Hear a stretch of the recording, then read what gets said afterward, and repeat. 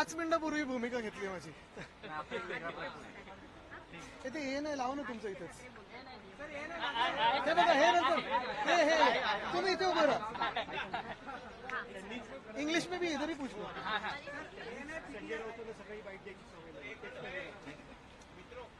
आदित्यजी, मुळात प्रश्न हा विचारला जातोय की कुणाल कामरा ज्या स्टुडिओत नव्हता त्या स्टुडिओची तोडफोड का केली गेली. सध्या तामिळनाडूत असल्याचा एक फोन कॉल सुद्धा व्हायरल होतोय ज्यामध्ये एक मिनिट त्यांचं तिथून प्रश्न ठीक आहे. विचारू हा. शकतो. कुणाल कामरा स्टुडिओत नव्हता तरी सुद्धा त्या स्टुडिओची तोडफोड का केली गेली असा प्रश्न उपस्थित होता. त्याच्यावरच आता मला एक प्रश्न हा पडलाय की काल नंतर आता ही सगळी घटना घडल्यानंतर मी खरं तर कुणाल कामराची ती क्लिप बघितली.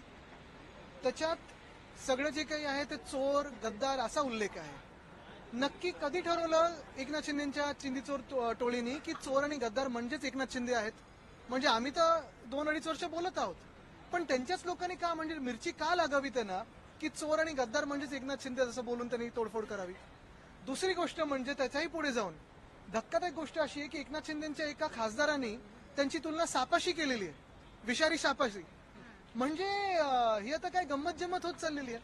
बरं, तिसरी गोष्ट म्हणजे आपण पाहतोय की ज्या पक्षाचे ते मित्रपक्ष झालेले आहेत भाजपशी, मोदी साहेबांनी गेल्या 2 आठवड्यामध्ये म्हणजे आपण पाहिलं असेल एकतर कॉन्सर्ट इकॉनॉमीबद्दल चर्चा केली. ही तोडफोड झाल्यानंतर आपल्या देशात कॉन्सर्ट इकॉनॉमी आणि मुंबईत खरोखर येणार आहे का? दुसरी गोष्ट म्हणजे एका 3 तासाच्या इंटरनॅशनल पॉडकास्टमध्ये मोदी साहेबांनी हे पण म्हटलंय की criticism is an essential part of democracy. आणि मग त्यांचे मित्रपक्ष असे वागतात. पण चला हेही एक मिनिटं बाजूला ठेवलं तरी नक्की का एकनाथ शिंदेच्या गँगला राग आला आहे हा माझा प्रश्न आहे. कारण त्यांनी नाव तर घेतलं नाहीये, मग त्यांना कळलं कसं की चोर आणि गद्दार म्हणजे एकनाथ शिंदेच आहेत? हे काल त्यांच्या कार्यकर्त्यांनी सिद्ध केलेलं आहे की चोर आणि गद्दार म्हणजे एकनाथ शिंदे आहे. नरेश मस्केंनी ज्या पद्धतीनं सापाची तुलना केली, मी कडी निंदा करतो. मलाच वाईट वाटलं बघून. पण काय त्यांना ते माहिती आहे, त्यांची भांडणं एवढ्यांदा आम्ही सोडवली आहेत. विषारी साप किती त्यांना माहिती आहे, साप आणि शाप दोन्ही. बघा तुम्हाला सांगतो, अनेकदा आंदोलनं जेव्हा होतात तेव्हा जनहिताची आंदोलन असतात, राष्ट्रहिताची आंदोलन असतात. कधीतरी कोणीतरी रागाच्या भरात काहीतरी करतं. शेतकऱ्यांवर जेव्हा अत्याचार होतो किंवा महिलांवर जेव्हा अत्याचार होतो किंवा महाराजांच्या पुतळ्यात भ्रष्टाचार होतो तेव्हा आंदोलनं होतात. पण कालचं जे आंदोलन होतं हे पूर्वनियोजित गुंडागर्दी होती, हे याच्यातून सिद्ध झालेलं आहे. कारण ज्या प्रकारे तोडफोड झालेली आहे, तिकडे जे लोक बसले होते त्यांना धक्काबुक्की झाली, ज्या प्रकारे शिवीगाळ झाली. मग काल फोन करून आणि पहिल्यांदा मला हे दिसते की काही खासदार वगैरे टीव्हीवर येऊन धमकी देतात. म्हणजे आपण पाहायचो ना आधी ते तालिबान वगैरे कसं धमकी द्यायची की आम्ही असं करू तसं करू, हे असे करायला लागले. आता मुळात प्रश्न हाच येतो की नागपूरची दंगल असेल, त्याच्यानंतर सीएम बोलल्यानंतर डीसीएम उठून पेटवापेटवी करण्याचा प्रयत्न असेल किंवा मग कालची घटना असेल, कुठे ना कुठेतरी डीप स्टेट म्हणून एकनाथ शिंदे फडणवीस साहेबांना अंडरमाइन करण्याचा प्रयत्न करतात. आज आपण जे बोलतोय परत गृह खात्यावर आरोप करतात, परत पोलिसांवर आपण बोलत, परत कायदा सुव्यवस्थेवर बोलतोय. म्हणजे कुठे कोण अंडरमाइन होते? तर एकनाथ शिंदे नाही तर फडणवीस साहेब स्वतः होतात. एवढं स्थिर सरकार आल्यानंतर, बहुमताचं सरकार आल्यानंतर कुठेतरी आम्हाला वाटलं होतं की सत्ताधारी आणि विरोधी पक्ष हे सगळे आलतूफालतू विषय बाजूला ठेवून महाराष्ट्राच्या हितासाठी काम करेल, गुंतवणूक येईल, पर्यटन वाढेल. पण हे न होता आपण पाहतोय की दंगली घडवल्या जातात. कशासाठी? तर भाजपच्या केंद्रीय नेतृत्वाला हे सिद्ध करून दाखवायचं आहे एकनाथ शिंदेना की फडणवीस साहेब हे अकार्यक्षम आहेत. मुंबईतील रस्त्यांच्या बाबतीत आज एक बैठक होणार आहे मुंबईतील आमदारांची. तुम्ही त्या बैठकीला उपस्थित राहणार? निश्चितपणे मी उपस्थित राहणार आहे, कारण हा पहिला प्रश्न मी उपस्थित केला होता. आणि सातत्याने जर एकमेव व्यक्ती आणि एकमेव पक्ष कोण असेल आणि आमचे आमदार असतील तर शिवसेना उद्धव बाळासाहेब ठाकरेचे कार्यकर्ते आणि आमदार आहेत. आपल्याला आठवत असेल 15 जानेवारीला हा 6080 कोटीचा घोटाळा मी लोकांसमोर आणला होता. तेव्हापासून आतापर्यंत हा विषय मी लावून धरलेला आहे. तेव्हा देखील मी सांगत होतो भाजपला की एकनाथ शिंदे सरकारचा पाठिंबा काढून घ्या, कारण हे मुंबईला लुटत आहेत. आज विषय अंगलट आल्यानंतर भाजपचे आमदार भले उशीर झाला असेल तरी हा विषय आता घ्यायला लागलेले आहेत. मी त्यांचं स्वागत करतो. पण मी त्यांना हेच सांगेन की एकनाथ शिंदेची सरकारमधून हकालपट्टी करणं गरजेचं आहे, कारण त्यांनी मुंबईला लुटलेला आहे. हा 6080 कोटीचा घोटाळा आहे. आणि मला एकच गोष्ट अपेक्षित आहे, पारदर्शक आमदारांची समिती आणि पारदर्शक ईओडब्ल्यूची चौकशी ह्या रोड स्कॅमवर व्हावी. खोक्याबाईचं घेऊन काय बसलाय विधानसभेत? सगळेच खोक्याबाई बसलेत असं विधान राज ठाकरेंनी काल केलंय. असूही शकतं. एक मिनिट, मराठी होते मग इंग्लिशवर हिंदीवर होते. आजच्या बैठकीत ईओडब्ल्यूच्या चौकशीचा निर्णय केला जाईल का, तशी काही अशी माझी अपेक्षा आहे, कारण आपण पाहिलेलं आहे मुंबईत रस्त्याचा घोटाळा गेल्या 2 वर्षात झाला. 23चं टेंडर असेल, 24चं टेंडर असेल, आणि मी हे सातत्याने प्रश्न जे मांडत आलेलो आहे, काल सिद्ध झालं त्या प्रश्न उत्तराच्या तासामध्ये की मी जे सांगत होतो की रस्त्याचा घोटाळा हा झालेला आहे या एकनाथ शिंदेच्या पूर्ण कार्यकाळात, तो सिद्ध झालाय काल. आज कुणाल कामरा को लेकर किस तरीके से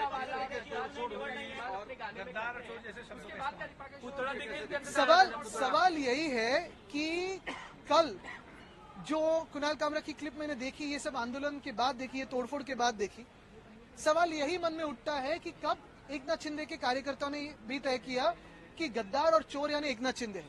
मिर्ची क्यों लगी? क्योंकि नाम तो किसी का लिया नहीं है, वो किसी के बारे में ही बोलता होगा.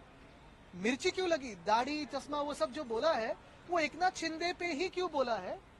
एकनाथ शिंदे का ही नाम लिया है कि उसमें यही सवाल आता है मन में.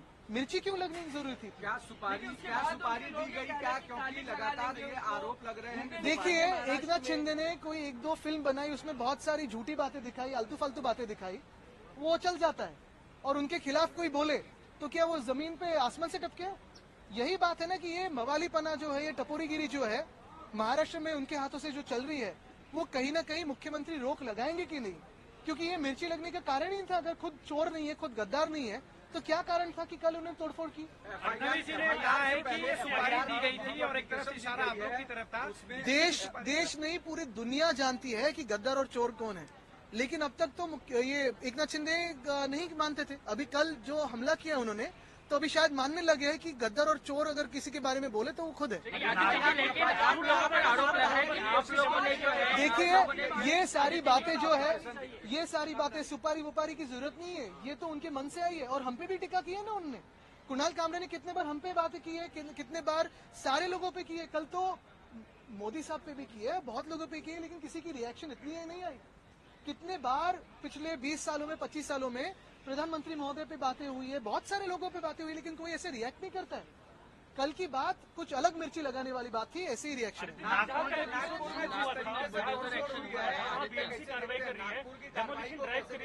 मैं यही पूछना चाहता हूं कि कल मिर्ची क्यों लगी. दूसरी बात यही है कि कल जो तोड़फोड़ हुई है, जैसे उन्होंने कहा, मुख्यमंत्री महोदय ने कहा कि नागपुर में जिन्होंने तोड़फोड़ की उनसे पैसा लिया जाएगा. क्या कल जिन्होंने तोड़फोड़ की उनसे पैसा लिया जाएगा? तीसरी बात, क्या मुख्यमंत्री अभी इस वक्त आंखें खोल के देखे कि उनको अंडरमाइन कौन कर रहा है? ऑपोजिशन कर रही है कि खुद के जो दोस्त समझ रहे हैं वही धोखा दे रहे हैं?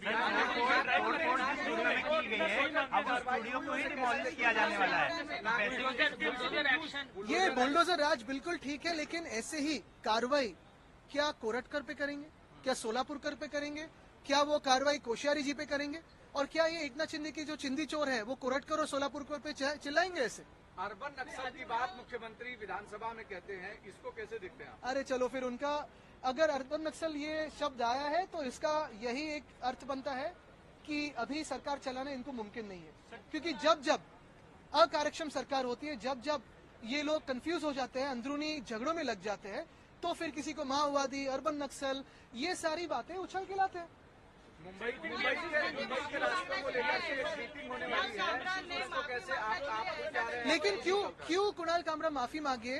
क्या गद्दार और चोर ये एकनाथ शिंदे ही है? तो फिर कुणाल कामरा बिल्कुल माफी मांगे, लेकिन एकनाथ शिंदे ने पहले जवाब देना चाहिए कि वही गद्दार और चोर है. की सड़कों को लेकर 15 जनवरी 2023 के दिन मैंने आप ही के माध्यम से लोगों के सामने मुंबई के रास्तों के घोटाले के बारे में सारी बातें लाई थी, आप ही के माध्यम से जनता के सामने रखी थी. और सिर्फ ऐसी ही बातों में नहीं, हवा में बात नहीं की थी, तो सारे डॉक्यूमेंट, सारे दस्तावेज मेरे हाथों में थे कि कार्टेलाइजेशन कैसे हुआ, कैसे 5 कॉन्ट्रैक्टर्स को काम दिया गया, कितने प्रतिशत काम अभी हुआ है. जो सवाल मैंने क्वेश्चन आवर में पूछे थे उसका जवाब तो आया नहीं, लेकिन मेरे साथ इस बार भाजपा के आमदार भी थे, भाजपा के विधायक भी थे. यही मैं मानता हूं कि मेरे 2 साल की लड़ाई जो है वो आज सफलता देख रही है, क्योंकि मैंने भी पहले कहा था और 2 साल से कहते आए हूं कि रास्तों में और रास्तों के कामों में अगर किसी ने पैसा खाया है तो एकनाथ शिंदे की सरकार ने खाया है. ये मैंने उस दिन भी कहा था 15 जनवरी 2023 पे कि इस सरकार से अपना जो सपोर्ट है वो भाजपा निकाल ले. आज मैं उनसे विनती करूंगा कि जो वो भी सवाल उठा रहे हैं वो मेरे ही सुर में सुर मिला रहे हैं, लेकिन 2 साल बाद मिला रहे। चलो देर है लेकिन अंधेर नहीं है। आज एकनाथ शिंदे पे कार्रवाई हो, उनको सरकार से निकाला जाए और ईओडब्ल्यू की समिती बिठाई जाए। अजूनही झालेली नाही, आम्हाला उत्तर अपेक्षित आहे, पण कदाचित मुख्यमंत्र्यांना एक उपमुख्यमंत्रीच विरोधी पक्ष नेता म्हणून आता पाहायची वेळ येणार आहे।